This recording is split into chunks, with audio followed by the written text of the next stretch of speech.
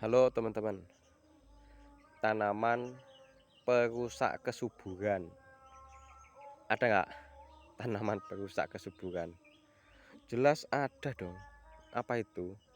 Nih, kita mendekat ya. Tanaman perusak kesuburan. Sorry ya, batuk-batuk. Nih, ini nih namanya tanaman perusak kesuburan. Kok bisa gitu, Mas? Kan ada ya tanaman yang bisa menghasilkan atau menyerap pupuk sendiri, nanti bagian tubuhnya itu gugur kemudian menjadi pupuk. Nah, itu ada. Nah, yang ini perusak kesuburan. Ya betul, ketela pohon. Kenapa bisa gitu? Ya, dia itu tidak bisa menangkap nitrogen bebas dari udara. Jadi dia pasti menyerap unsur haranya itu dari dalam tanah, ya, dari tanah.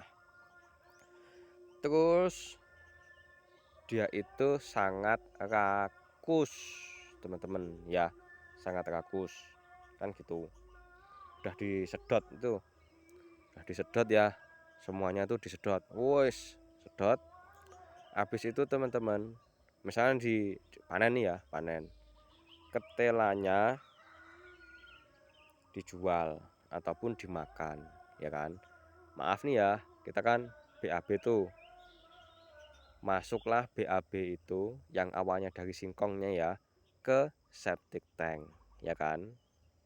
Berarti pupuknya secara energinya ya, energi kimianya itu tidak kembali lagi ke sawah, ya kan.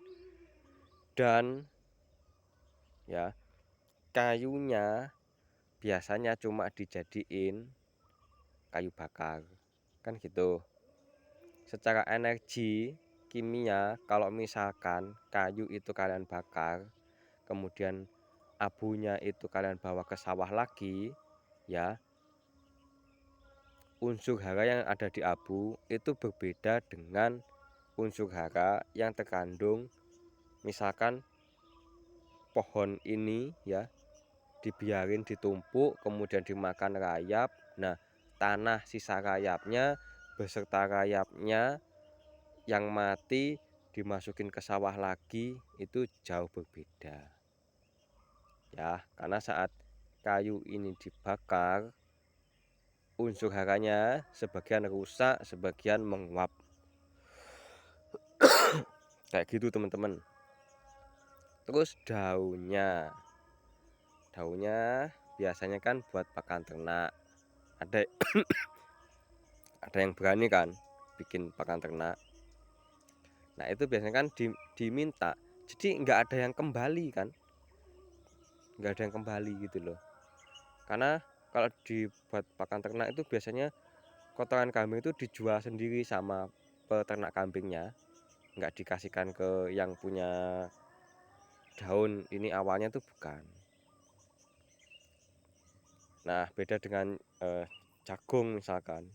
Kalau jagung kan buat pakan sapi, terus kotorannya dengan mudahnya dibawa ke sawah lagi kan gitu, gampang. Terus kalau ketela itu emang sangat rakus ya teman-teman, sangat rakus pupuk.